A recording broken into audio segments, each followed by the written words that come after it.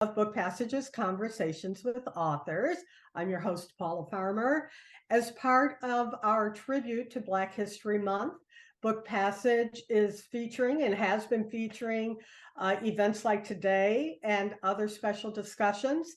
Just a couple weeks ago, some of you may be familiar, we did our annual Race in America panel event, which was broken down into a series of 3 conversations each night featuring 2 authors and activists.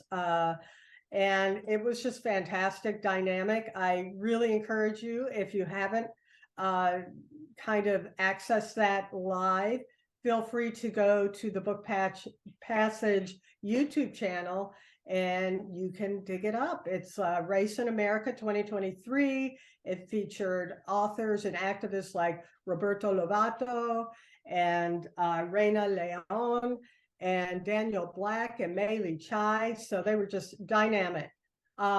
So like I said, you can access that in our YouTube channel where you are now.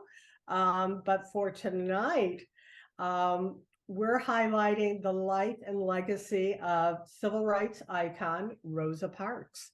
I met our featured author, H.H. Leonards, just a few months ago after I had accessed her book, her new book, which is right behind me here. And she had such a great in-store conversation that I asked her then and there, I want you to come and do one online with us. And what a great opportunity for Black History Month. But I wanted to get the conversation around her book and her relationship with Rosa Parks, as well as her in conversation partners, projects. I thought this was a great opportunity to get them in a room together, so to speak, virtually, and have a really great, interesting discussion that everybody can be a part of. So the name of the book is Rosa Parks Beyond the Bus, Life Lessons and Leaderships. It is a collection of inspiring and instructive memories compiled from the decade that Mrs. Parks was a guest in our author H.H. Leonards' Washington, D.C. home. During those years, Mrs. Leonards was able to know the heart, mind, and spirit of the woman who refused to give up her seat on a Montgomery, Alabama bus, December 1st, 1955. H.H. Leonards is the founder of the mansion on O Street Museum, PIR Marketing, Beauty Unites, and co-founder of 51stepstofreedom.org. The mansion on O Street in Washington, D.C. is an enterprise whose higher purpose is to provide a unique forum where people can come together to learn from one another and foster development of diversity and the creative process. In conversation, we're so fortunate to have with Ms. Leonards is Dr. LaDonna Boyd, who has been leading the historic R.H. Boyd Publishing Corporation since 2017, focused on nurturing faith and responsible for uplifting Black voices. RHB has been a pivotal force across mediums. With that, I'm going to hand it into Dr. Boyd's very capable hands. Thank you two for joining us. Thank you, and good evening, everyone. It's certainly an honor and a pleasure and a privilege to be here and to speak with the wonderful H.H. Leonards. I know we've had quite a few conversations, certainly as of late, on the topic of this book, and so we're certainly always honored and we admire this organization for understanding the importance of this work. So good evening again, Ms. Leonards, and again, thank you for being here. It's honored always to be by your side, whether it's physically or online, because you are an extraordinary, focused, powerful mover and changer of hearts throughout the world. So thank you for everything. Well, you are too kind. Thank you so much. And this is our, I guess, first time talking again since we recently saw each other in DC at the lovely O Mansion. So again, thank you for your hospitality there. And so let's just start by talking about just your journey. So starting with the O Mansion and its historical significance in DC, and then we'll certainly segue into how that intersects with the story of Mrs. Parks. So I started with no money, no business background, no art background, no design background. I'm an example of what you can do in America with a vision and a mission and not listening to any naysayers. When I came to Washington, I wanted to help my country, and I came as a nanny for 7 children, and I didn't meet anyone that wanted to do anyone but help themselves. I was very disillusioned, and I started to have visions, and I firmly believe it's visions from God of what my role in the world was to make it a better place. And that was to create a place filled with art, filled with love, filled with objects that would remind people of who they used to be so they could refocus who they wanted to be that day, not who they had become. And that's what's happened here. When I moved in, I had no furniture. I had a few books because books are so important. And for me, they're the window to the world. And I had a few albums at the time. It was before CDs, and slept on the floor. And one of our heroes in residence started because I heard a homeless man singing in a used clothing store. His voice was extraordinary, and I thought it was on the radio at the time. And I came running out, who's playing on the radio? And they said, oh, it's a homeless man singing for clothes. Wow. And invited him to sing at the house that night. Everyone came with a potluck dinner. We sat on the floor. We had a wonderful meal, shared a meal, and he started singing, and no one talked the rest of the evening. They just listened to this gentle person creating music. And I did not know at the time that they said he was homeless, but I didn't believe he was sleeping on the street. But in the winter, he showed up and said, can I sleep inside? It's cold out. And I watched him over a series of 3 winters learn how to become Bobby Short. He never sang the same song twice.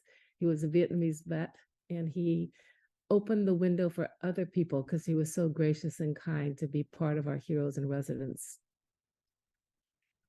So that's how it all started. And that's actually how Mrs. Parks came to live at our house, because she had been severely assaulted in her home and didn't have money, and came, is that My dog, yeah.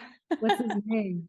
That's Sasha. She does not understand the concept of Zoom, so my apologies for No, she wants to be the center stage. I think it's wonderful. Yes, always.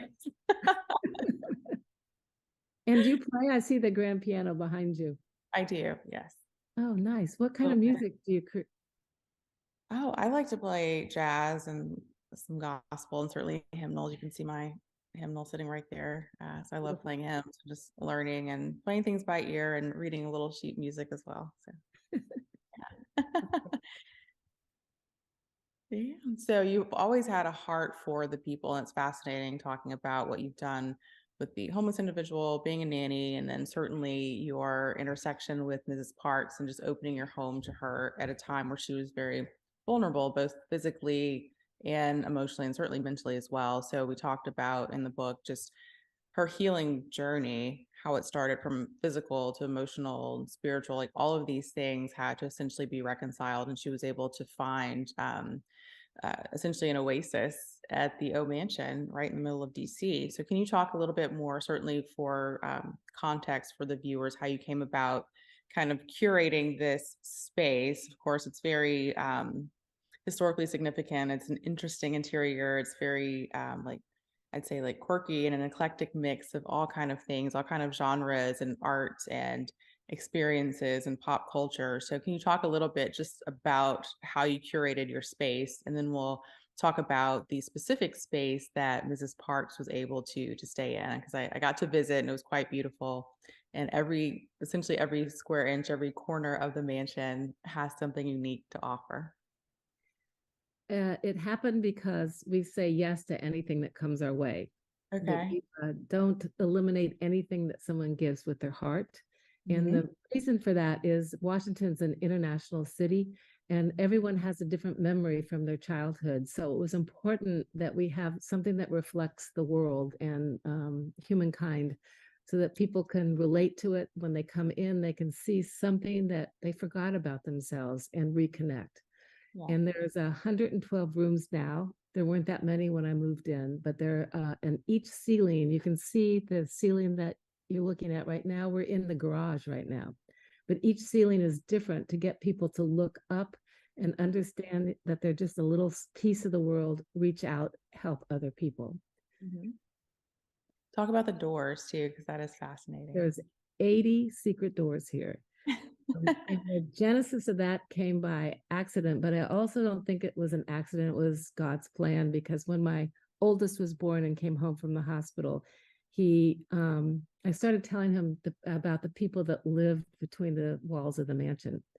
And he believed they were real. It was about the wolf family, and he thought they were real wolves. And when he became about 18 months, I called my father, who taught for 50 years, and said, I think I've created a problem. When he finds out that the wolf family is not here, he's not going to believe anything I ever tell him. And unlike when children find out about Santa Claus when they're 7 to 12, he's going to be too young. He will never trust me again. And my father said, I love you. You're absolutely right. I'm glad you know that. You're creative. You'll figure out a way. Tell me when you do. And he hung up. And I went, okay, I'll figure it out. And that's how the secret doors came. And what's interesting about how things work, if it wasn't for my son and the lessons I was trying to teach them about how wonderful everyone is, no matter who they are or what they look like or what they smell like, through the stories about the wolf family, that we wouldn't be sustainable today as a museum, because there's art everywhere in museums and art galleries and people's homes, but people are searching for things within themselves. And the secret doors really mirror that search for hope. And we are flocked with people now that the pandemic is over, searching for mission and vision through the allegory of those secret doors. Mm-hmm. They are very hard to find. If you find 4 when you come, you're above average. Mrs. Parks, when she lived here, and she was here approximately 10 years, found 3. But she was the magic throughout all the halls here. She was extraordinary. Yes. So talk about how you essentially got the initial request for Mrs. Parks, and then just talk us through kind of how, I've actually never asked you this. How did you pick the room for her, and how is it decorated? It's a beautiful, like, light blue color, and it's very unique to her. So just talk us through how that came about. So I knew how frail she was, and she was so badly assaulted that her pacemaker was dislodged. So as soon as she got out of the hospital, they brought her in a wheelchair, and I knew that she needed to stay close to an elevator for mobility. And there were 2 rooms I felt was perfect. One became her room, and the other we called the International. And the International room was right directly across the hall. It's twice the size of the room that Mrs. Parks chose herself. But when we wheeled her in and she saw her room, she looked up, and this medallion was hand painted in clouds, and she just fell in love with the room. And she knew intuitively that she was going to be in bed for a while, and she wanted to just dream and think about what she was going to do when she got better, physically, spiritually, and mentally. And the room that we also wheeled her to, which was on the other side of the elevator, she also liked it, but she said, no, I would prefer the smaller room. And it was about 4 years before I got the courage to ask her, why, Mrs. Parks, did you choose the smaller room? And your assistant and co-founder of the Rosa and Raymond Parks Institute, Mrs. Elaine Steele, got the bigger room. And she said, Mrs. Steele is so much more important than I am. And I just kind of looked at her. My eyes were like saucers. And she said, no, you don't understand. I'm Mrs. Rosa Parks, but she makes me real. She keeps me going. And that shows you how humble she was, and really how extraordinary she was. But Mrs. Steele loved her room also. Okay. Okay. So you got the request and you obliged, and you talk about in the book as well how you weren't quite familiar with the history and the story of Mrs. Parks at that time. So can you talk a little bit more about that, and just kind of that aha moment, if you will, when you realized that you had essentially like living history in your house? It was probably the most humiliating experience I've ever had, because I did not know who she was when she came. I didn't question the request. I could tell from the urgency in Mr. Willis Edwards' voice when he called and said she needed a place to that didn't cost anything. And I just said yes. I didn't Google her. I didn't ask any questions. So when I found out who she was 3 years after she had been with me, I was so embarrassed. I went to her and apologized profusely.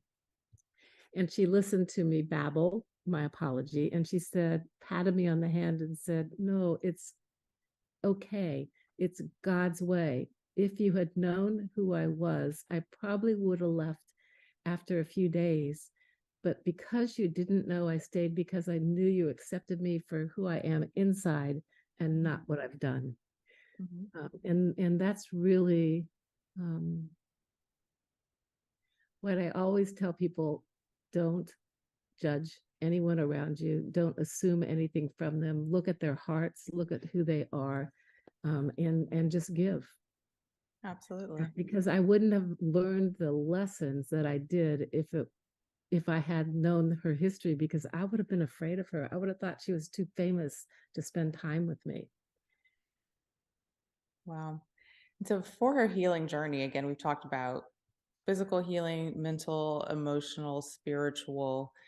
And I think healing is just the narrative all throughout the book. And it's certainly something that's still really, really needed in our culture and our society right now. And it's just interesting, again, how it all mixes together. And then being in Washington, D.C., essentially the epicenter, certainly the capital of this country, and where historic legislation is made. And it's still kind of the root, if you will, of so many issues in our society right now. So such a small, just petite figure, someone like Mrs. Parks, did such a big, bold act at a time where it was so dangerous for her to even be able to do that, it's hard to even fathom. And then for her just to go through life dealing with the repercussions or ramifications of that, and then being assaulted, and then at such an elderly age as well. It's just, there's so much hate, and that's still very prominent in our society right now. So I just love to hear some of your thoughts on just her healing journey in and of itself. So what did that look like when she came in? I'm sure she was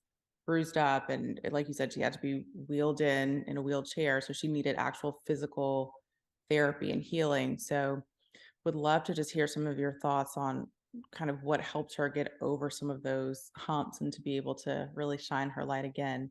And then after that, would certainly love to take a moment for you to read some of your favorite passages from the book as well. Your question is really That was deep, a lot. important, and very meaningful. And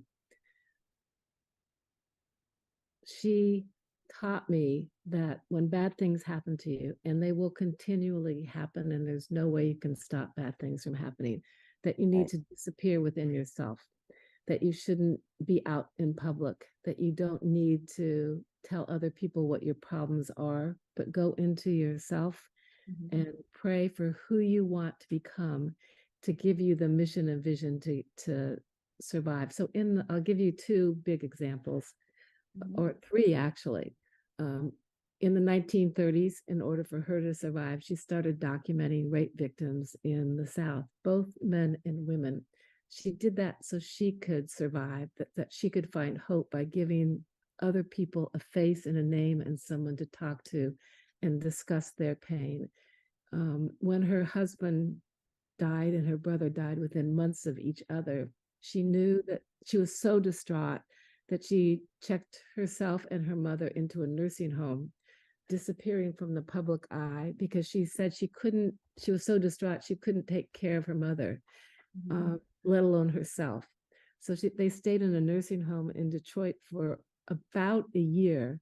And when she came out, she had her mission. She had figured it out. She wanted to start the Rosa and Raymond Parks Institute for Self-Development for Young Children. And she wanted to name it in honor of her husband. So it's the Rosa and Raymond Parks Institute in Detroit. It still exists today. That gave her hope to survive by giving back to others, and working with children from the inner cities. And then when she came to me after, at the age of 81, she did not leave her room for 6 months. She disappeared into herself. And I was told not to tell anybody that she was staying with us because she wanted her privacy.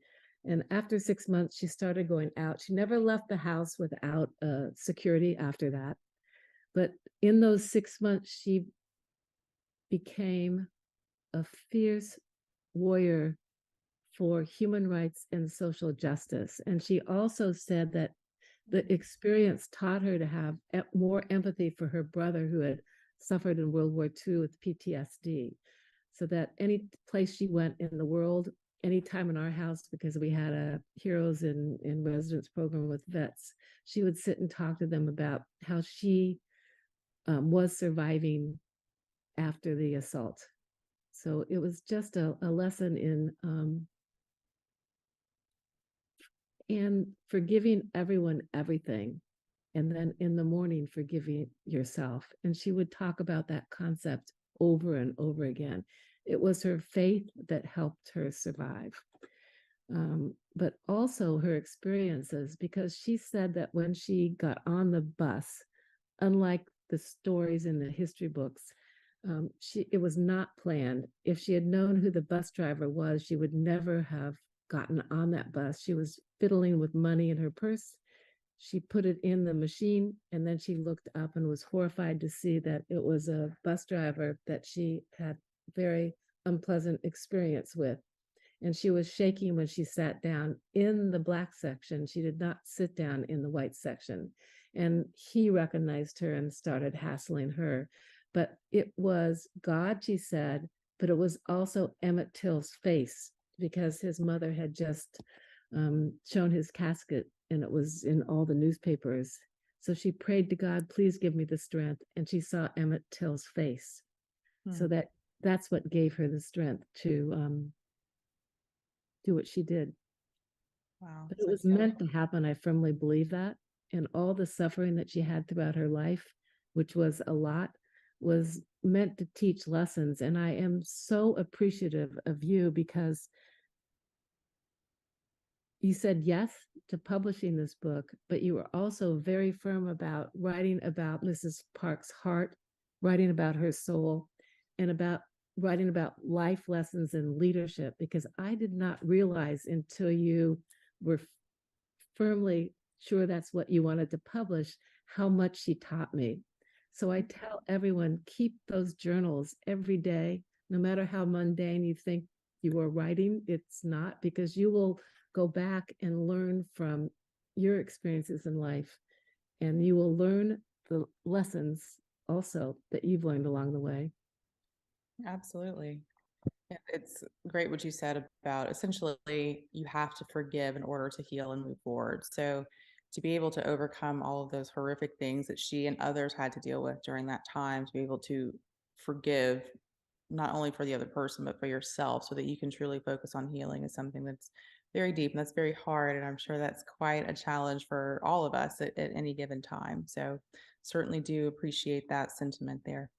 So now I think it would be appropriate if you would like to read a passage or two from your book. Okay, I will read a part of a chapter from Meeting Pope John Paul II with Mrs. Parks. Okay. On January 26, 1999, Pope John Paul II made a whirlwind trip to St. Louis. Mrs. Parks, Brother Edwards, and Elaine Steele were staying at the mansion when I first heard of his visit.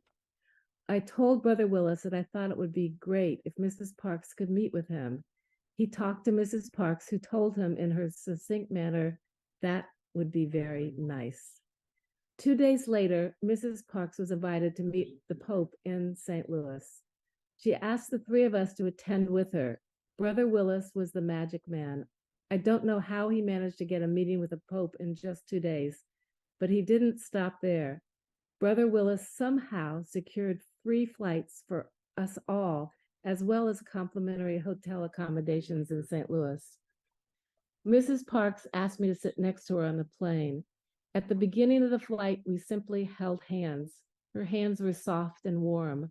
When we held hands, it was always like holding the hands of an angel. Halfway through the flight, she turned to me. I need your help. I want to write something to the Pope and read it to him. It has to be short because I can't write long letters. My hands hurt too much. Mrs. Parks, I never thought of saying anything to the Pope, I told her. I just thought it was amazing that we would have the opportunity to meet him. I was awestruck. I get to be with you and meet the Pope? This was doubly exciting for me as I'm a devout Catholic. I have about 30 crosses in my purse, I said to her, that I hope he will bless. She looked at me for a long time. She did not laugh or even smile. She also didn't judge me. She looked down at our clasped hands, and after a time she said, Lady H, you have to understand. When God gives you the opportunity to speak to anyone to get your message out, you have to seize the moment. We sat in silence for some time, still holding hands. Then she said, when you have these miracles presented to you, you must rise up to the occasion and be a messenger for what is right. I thought a lot about these moments with her as I pulled out my small Sony laptop. I wasn't nervous. I didn't even think about what Mrs. Parks was going to say. I just became her for a few moments. I think it was her hand in mine that helped me, or it might have been her telling me why it was important. I wrote a simple message as I knew she would want. As a most respected, honored, and great leader of the world, I ask your patience to address racism with your words and example. In measured, soft words, Mrs. Parks said, he's not a great leader. I replied, but Mrs. Parks, he's the Pope, I'm Catholic, and to me, he's a great man. She thought for a long while and said, no one should be called out as a great leader. We are all great men and women. Let's use the word moral leader. Again, I knew she was right.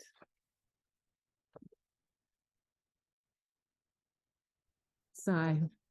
Thank you. Thank you for reading that. So what made you select that particular passage? And also would love to hear a little bit more about your faith journey and kind of how that helped you kind of formulate your journey as well.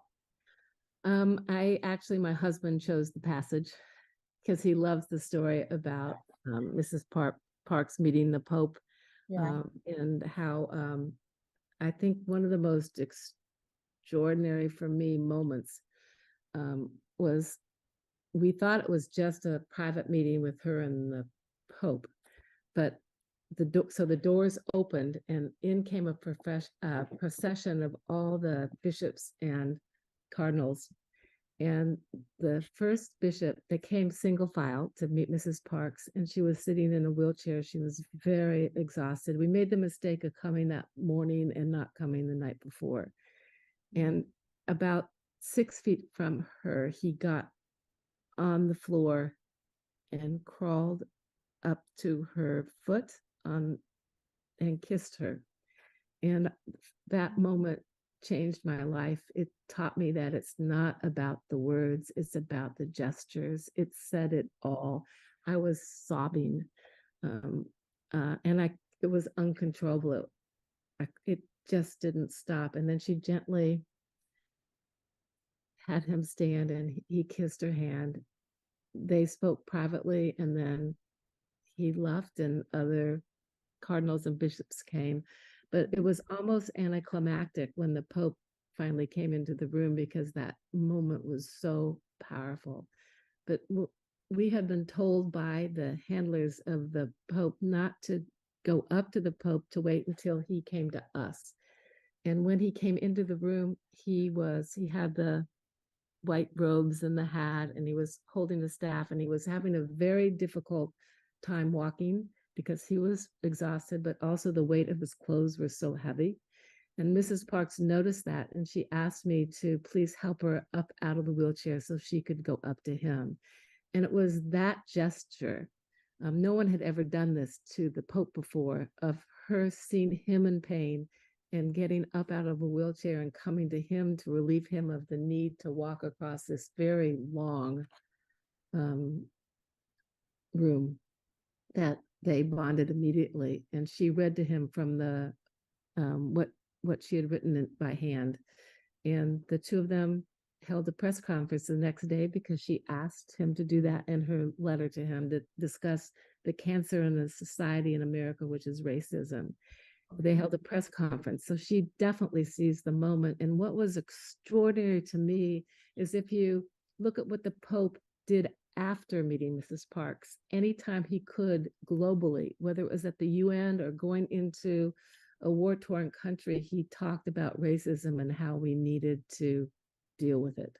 So she, less than 100 pounds and 5 foot tall, moved mountains. Absolutely. One thing that I found fascinating in the book that you talked about, and it's something that we see throughout the pictures as well, is that she enjoyed fashion. She always had on her Sunday best, and she had lots of shoes, which I loved and resonated with as well. So can you talk to us about that, like how she expressed herself in that way as well? I never saw her in a pair of jeans or running shoes or dressed down. It was very important. She firmly believed that how you appeared was very important because she didn't want her appearance to be used against her in any way. She also felt from a very small child that it was important to lead an exemplary life because, again, she did not want anyone to use anything against her in her mission with human rights, civil rights, and women's rights. But what was really precious is she was also a historian. So everything she wore, she documented. She wore what shoes she wore what dress, what hat, what gloves. It was really quite extraordinary. And she took great pride in being able to own shoes because as a child, she did not have any. She worked in the fields from the time she was 6 on barefoot. So shoes were so important to her. And it was wonderful to see her squeal with delight when she saw a beautiful pair of shoes and could afford them. And she loved hats. She would hold tea parties at the house for her friends. And she requested that everyone wear gloves and hats to her tea parties, which was really wonderful. And she introduced me to her milliner in Montgomery, Alabama, who was still in business at the age of 90. And her hat shop was directly across from where the Rosa and Raymond Parks Museum is in Montgomery, Alabama. Unfortunately, when I went back December 1st of this year to talk at the museum, the hat store was not there. So I really missed it. But it was there in spirit. Right. And a lot of Mrs. Parks's hats are still here at the O Museum in the mansion. Wonderful. I did see a lot of hats around. Are all of those her hats, or do you have a collection from multiple individuals? They are mostly all of the hats are from her milliner. She did not wear all of them, but they came from her friend in Montgomery, Alabama. Really talented. Even, I don't know if you saw some of the cowboy hats came from the same designer. It is amazing how creative people can be given the opportunity and how the creativity keeps them alive. Like Mrs. Parks lived till she was 92. At the age of 87, she took swimming lessons. And she did that to teach people that you can learn no matter how old you are, new things. But she also did it to teach that you can rise above, because as a small child, she was not allowed to swim in a swimming pool, a river, a lake, an ocean if there were any white people around. So it was also an act of courage for her to, can you imagine learning how to swim in your late 80s? It's wonderful. Quite impressive. For us all. Yes. The other thing is people don't know about her is she was a vegetarian. And she had been afflicted with stomach issues all her life from the acts of hate against her all her life. So in the 1970s, before it was fashionable, she became a vegetarian, and she would eat very small meals 5 and 6 times a day. She loved Girl Scout cookies, which is why the proceeds of my book goes to the diversity program with the Girl Scouts, but she loved the shortbreads especially. but she would never eat her desserts in public. She would savor them, take them into a room, and grin as she ate them privately. I love that. I just had my shipment of Girl Scout cookies come in, and I'm not going to admit how many I've eaten already. So fantastic. So many Ours of are the coming tomorrow. okay, good. Interestingly enough, some of the things that we just talked about, it resonates a little bit deeper, certainly during just Black History Month and recent conversations that I've had. So everything from swimming, like you said, like she wasn't allowed in public pools and places where white people were swimming, and we still see the ramifications of that to this day, with higher rates of drowning for Black youth and just a fear, if you will, of water for still many members of the Black community, because that's something that was ingrained for so many and for so long that it's still something that I think culturally we have to overcome. And we talked about, of course, expression through fashion. We recently did a panel on kind of the intersection of Black creatives and Black History Month, and how fashion is really used to express ourselves creatively. And the idea of the Sunday's best, like presenting yourself in Sunday's best, something that was very important, especially during the civil rights movement, to kind of lower or lesser a little bit of that division between communities and cultures by always presenting yourself in the best light. And I think that's still something that in our culture is very important in and of itself. And of course, the hats, the church hats, and things like that is still very prominent. So it's just interesting to see. I think when we think of individuals like Rosa Parks, Dr. King, and so many others, it seems like it was so long ago, and it wasn't. It's recent history in the context of where we are in this country, in this community and culture. So things have shifted quite a bit over the past few decades, but we still have a significant amount of ways to go.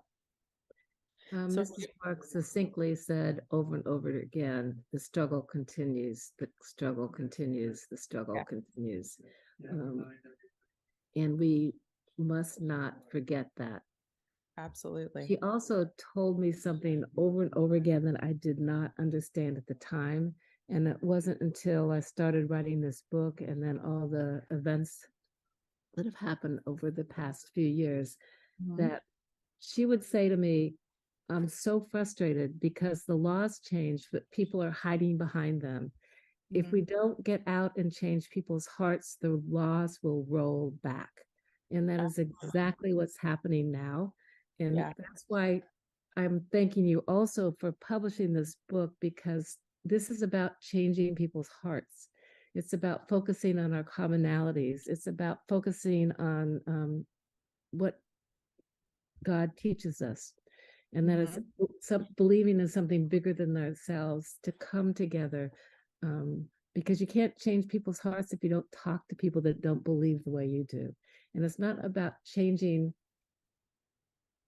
who they are. It's about opening up their hearts to understand that we have so much more in common than, and hate is out of fear. So Mrs. Parks used to also tell me, I'll meet with anybody. I'll talk to 2 people, 1 person, 10 people, 12,000 people.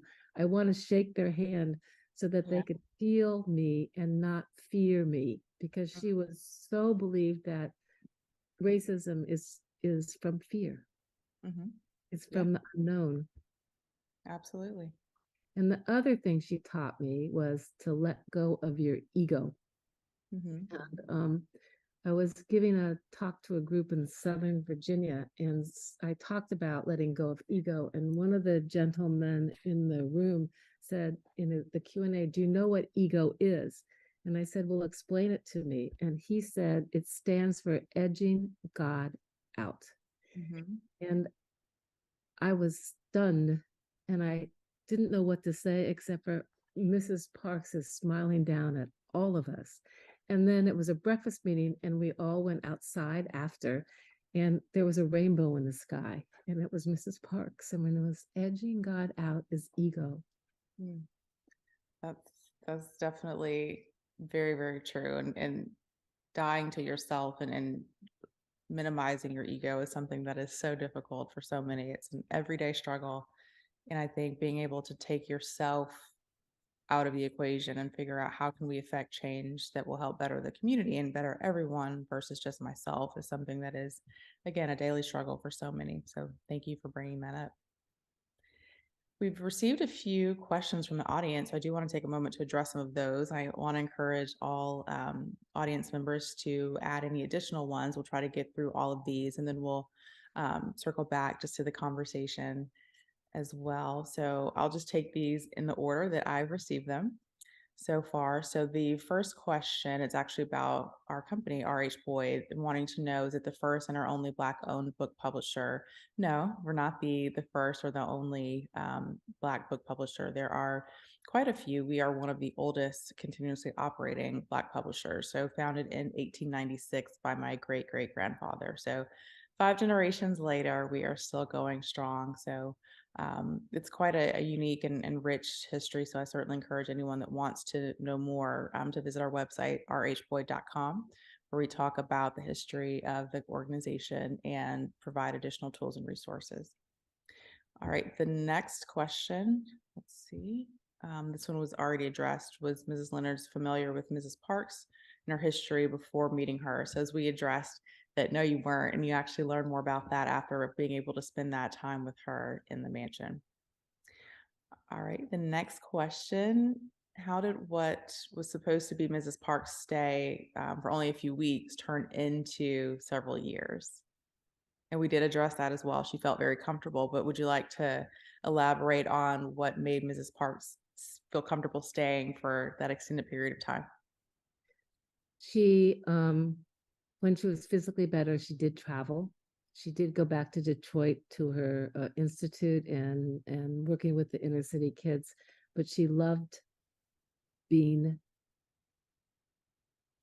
disappearing into the sanctuary of the old museum and the mansion. So she really spent a lot of time with us. And also it was a period where she was being reacquainted with Congress, and she got her numerous awards here, and she felt it was important to spend time with the leadership coming from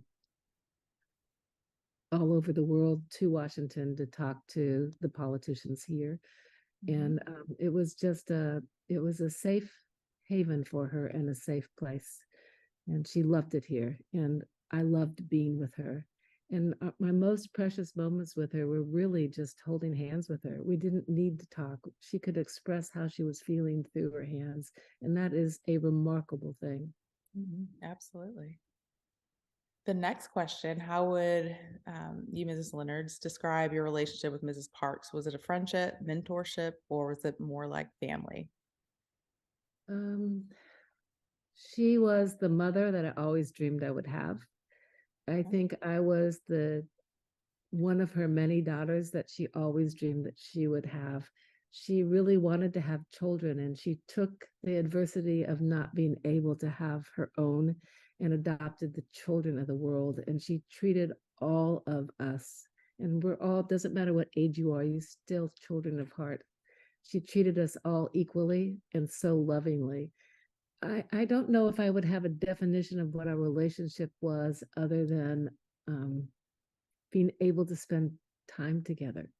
When I found out who she was, I got to travel with her. So she was thrilled that I finally knew what she had done so I could become her traveling companion, which was extraordinary. And that's when I learned so much about the movements, and I do movements in the plural that she was a part of, because she did so much and doesn't quite get the credit she deserves for the things that she was involved in all of her life. And that's what the book, why it's called Beyond the Bus, because there's so much. She was a humble woman, so she would not publicly take credit for the things that she had done, but other people write about it. Fantastic. Thank you for that. All right, I think that's all the questions that we have currently. So again, I encourage all of our listeners to drop additional questions into that chat, and we'll try to get through as many as we can before we wrap up. So my next question is, after Mrs.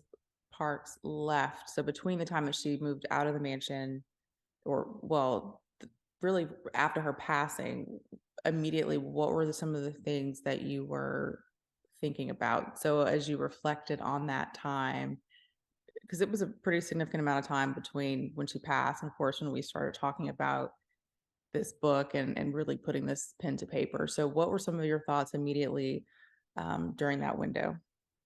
So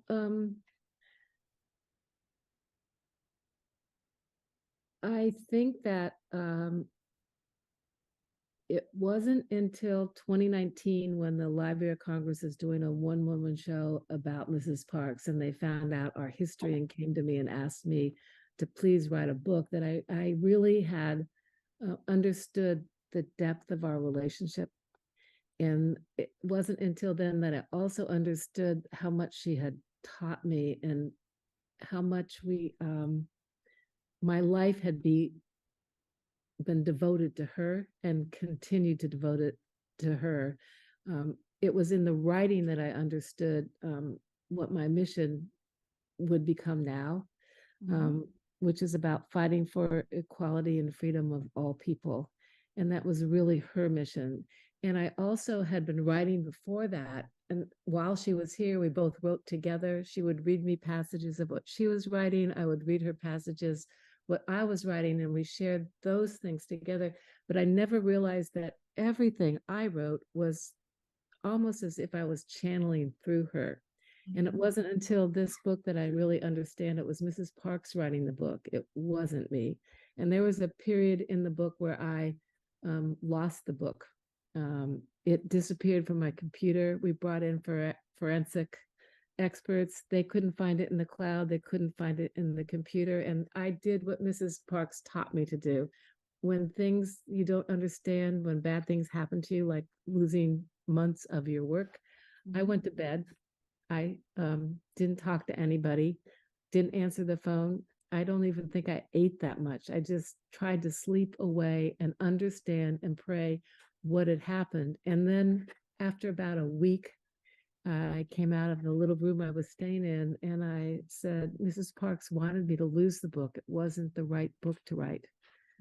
And I wasn't angry at all during that week of trying to figure it out. I was just praying that to understand what had happened. And she gave me the light to start again. And it's really her words. The book flowed very easily after that. So things are meant to happen in the sequence that they happen. Absolutely. And I also tell people that you don't understand the impact that people have on you until much later, like your parents. You don't understand fully what they went through until you or someone in your family has children and you can see what impact they had on you, and until you write. And I tell people, keep a journal, because that is how you understand that all the mundane things you're doing do have a reason for them to happen in a sequence. So at the time you think, oh, I lead a boring life. Not true. Because if you keep a journal of what you're writing, you'll understand the real mission of what you're doing. And everyone, like Mrs. Parks said, is a great leader. Everyone has the potential to do that. You just have to say, I'm going to start a movement. I don't need money. Look at me. I started a business with no money. I still have no personal money.